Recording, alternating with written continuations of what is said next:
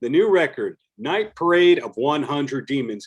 When you started going, hey, I'm going to make a record, did you know that Nuclear Blast was going to be the label, or you shopped it and they were the lucky recipient?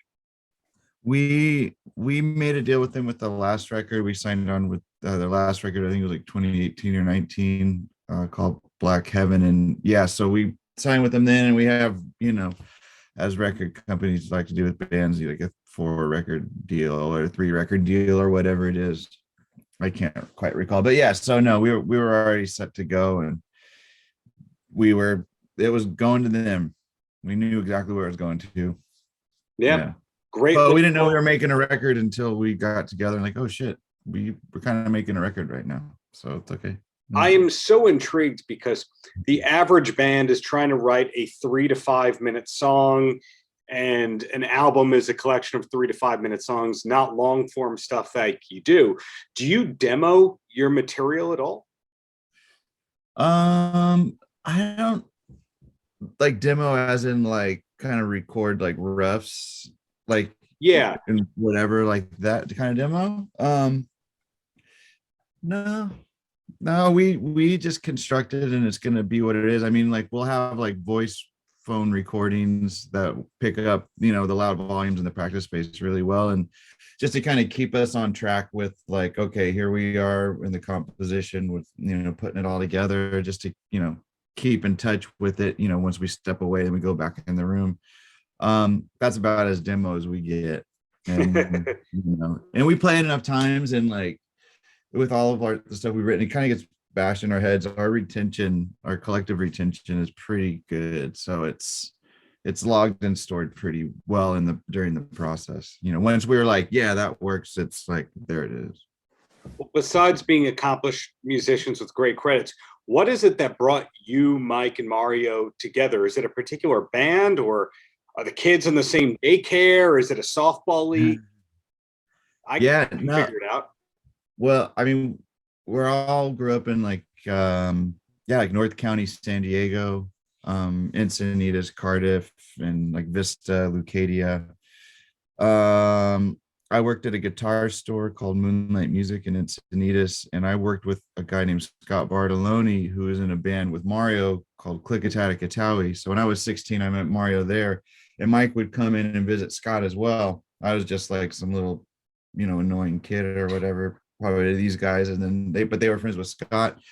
And then we all learned, like they knew that I played and played with Mike in a different band, and we all just, kind of knew each other here and there up until that point. But Mike and Mario, I was living in the Bay Area at the time, and Mike and Mario were talking, and they wanted to start a band, based on their love of Japanese psychedelic rock and like the German krautrock scene. So that was the purpose of Earthless kind of starting, as those two guys, with their record collections, which are fucking massive, and they love that type of music. They're like, we want to do something like this. So it was holiday time, and they knew I was coming down, or Mike knew I was coming down to visit my parents for Christmas and all that. And he's like, hey, do you want to jam with Mario and I? And I'm like, yeah, of course. And I come from like Hendrix, Long Jam, Cream, and all that kind of stuff. I didn't know about this Japanese stuff yet. So we got together, jammed, and it felt great. And then they turned me on to all this new music, and it was fantastic. But what brought us together was their love of Japanese psychedelia, like Flower Traveling Band and Blues Creation and Shinki Chen. And then also you go to Germany and you got Noi and Can and Harmonia, AR and Machines, like just all these wonderful bands. Amandul, Ashra Temple. Yeah. So wow. that's the foundation right there. But before I ask the thing that actually ties in with that, something you said about being the annoying kid at the guitar store, a lot of bands, for example, I've heard the Skid Row guys were the music store employees, and they had this annoying kid who just kept coming into the store all the time. And that basically became Zakk Wylde. It makes me think of how many people that are guitar greats, present company included, were just the annoying kid at the local music shop. Yeah, it's I think it's pretty common. I mean, like even after I worked at the shop, there's a guy named Brendan Deller who's in a band now called Sacramani from San Diego that are, they're doing really well. And like his buddy Dylan, who's also in the band, they would come in the shop and they were the annoying kids and they ended up working there. Another guy named Will McLaren who now plays with Delta Spirit, I believe. And yeah, just it's a thing, and record stores and guitar stores that they're just gonna happen. It just happens. That's then it's a great place for people to meet. All sorts of great stuff comes out of those places. Like Dinosaur Jr. started when I think Lou Barlow and Jay Mascis, they were at a record store in different towns and they got to talking and boom, there's Dinosaur Jr. Like it's the way it is. Yeah, it's great. But I didn't know that you weren't so familiar with the Japanese psychedelic bands, because when I watch your video, I saw a recent performance from a Lavina vegan bar that you did in Mexico City. Oh, right. No, that has right. nothing to do with your work in Earthless, which has nothing to do with the work that you're able to do in the Black Crows. You're very versatile. It seems like you're very adjustable, where you go, what do you need? I can do that. Yeah, I try to be like whatever the situation calls for, and I really do like atmospheric music and like Daniel Lanois, a lot of like now the Japanese and like the German kind of sounds, and just bands, anything that can get that like atmospheric sound. And I think in the Lavina Bar thing, there's a lot of that going on, instrumental stuff, but just I love playing, and there's so much great music out there, and there's so much that inspires. And yeah, Earthless is its thing. I'll take pieces from that, of course, especially like long-winded guitar solos, just kind of drifting off or whatever. And the Crows is its own thing, and more of a heavy blues bass stamp on that. But yeah, I know when it comes to being myself, like playing for myself, it's gonna be, I don't know, like I don't know. It's more like that dreamy kind of stuff, I think, most of the time. Did you start off as a Van Halen, Motley Crue, Kiss guy, and then you got more sophisticated, or is that never in your vernacular? Well, I love Van Halen. I mean, ever since I was a little kid, like just hearing Running with the Devil on the radio, like that's very firmly imprinted. And I've always been a huge Van Halen fan. Skid Row, never. I mean, I watched Headbangers Ball all the time when I was a kid, and you'd see those bands on there, and so Wilvers. But when I was a kid, Def Leppard was like a big one, like massive.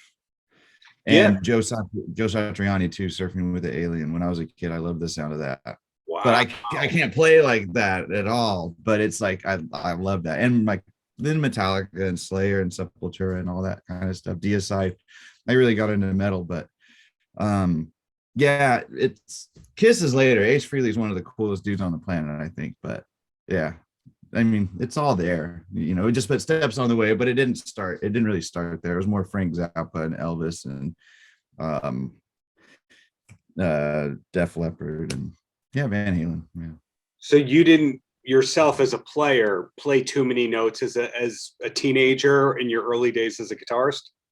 No, I don't know. Like I love it. Like I love Dimebag Darrell and I love Pantera and like learning the riffs. I don't know. I'd never had a guitar teacher, and I never like it just wasn't where I went to. It wasn't where I was gravitated to do the fast stuff. Like, and I don't know if it's a cop out or whatever, if I was lazy or just didn't feel like I could do it, but it just wasn't my thing. The tapping and all that, I just never got into that. As far as tapping as I got is like a little Billy Gibbons, like here and there that, he pulls out, but it was more like Hendrix and David Gilmour and Clapton and John Frusciante and Eddie Hazel, like that, like bluesy thing was like, that's where I thought it was beautiful. Like that was what I gravitated to. Stevie Ray Vaughan, Rory Gallagher, that's where it just felt good to me. And I'm a person like, there's not a lot of players that for me that play a shit ton of notes like that feel like they're coming from the heart. Like Dimebag is one of them, of course, Van Halen, Randy Rhoads, like those guys, like just play with their hearts, even though they're playing a million notes sometimes. But it's like, I'll leave that to them, and I appreciate them immensely. They're fantastic. Yeah. Cool. One more Van Halen question, then we'll take it to back to Earthless, and then you're a free man. And that That's fine. question is, did you ever get to hear an incredible David Lee Roth story being in and around the Crows, being that the Crows shared an early manager with Roth?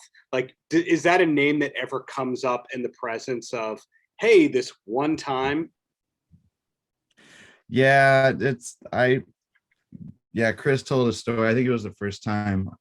I'll kind of tell it, right? I think, but like, yeah, the Crows were in LA for the first time, and they were I think they were playing for someone like record people or whatever, and David Lee Roth was there, and I think he was all gacked out, and he was just telling them they're all wrong, and he was just trying to lead the band and just being David Lee Roth and gacked out David Lee Roth. So I don't know. Yeah, the way Chris told it was pretty funny, but that's just amazing. Yeah, if like your kids, like you're in your early 20s, and boom, you go to LA and you're starstruck as it is, or like, oh my shit, we're here, we're doing this, and then David Lee Roth is directing you. Like, you got to be like, whoa, this is amazing.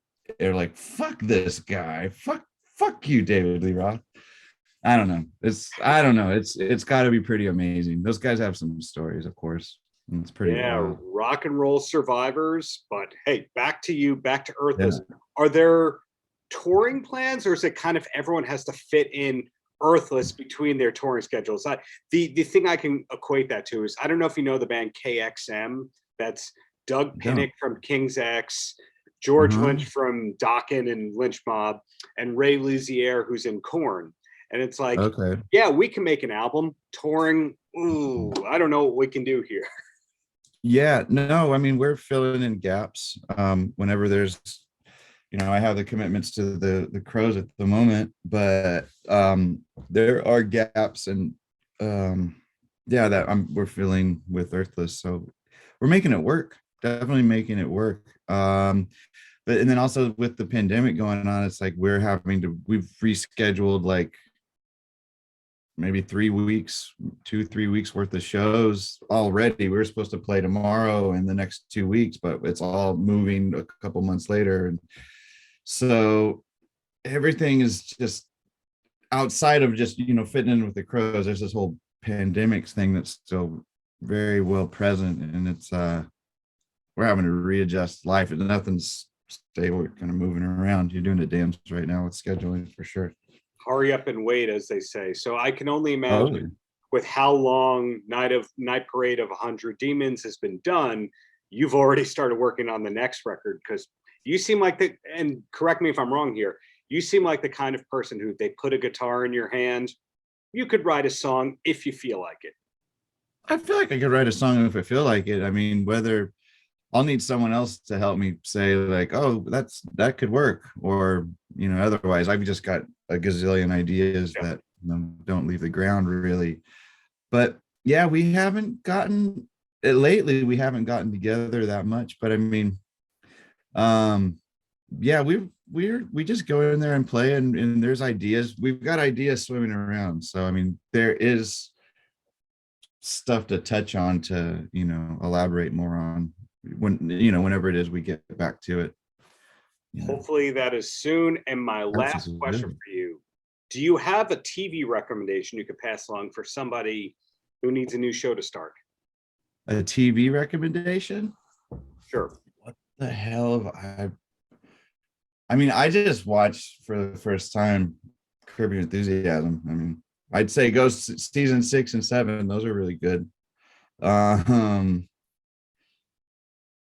I watched Cosmos for the first time, the Carl Sagan and the Neil deGrasse Tyson. Those were fantastic. Carl Sagan especially, is a very special place for that man. He's a wonderful dude. He seemed like a wonderful dude. F is for Family is fun. The Bill Burr cartoon, that one was good. BoJack Horseman is very depressing and too real sometimes. It's pretty fucked up. Yeah, I think that's where I'm at with that. I think. your music is all over the place in a good way. Your influences are all over the place in a good way, and your TV taste is too. And I think that's why you're a person to keep following, Isaiah. Oh, right on, man. Well, thanks. It's just what lands in front of you, and you just kind of dive in. Exactly. Well, hope to see you live in New York in the near future. In the meantime, keep up all the greatness. Thanks so much, Darren, man. All the best to you.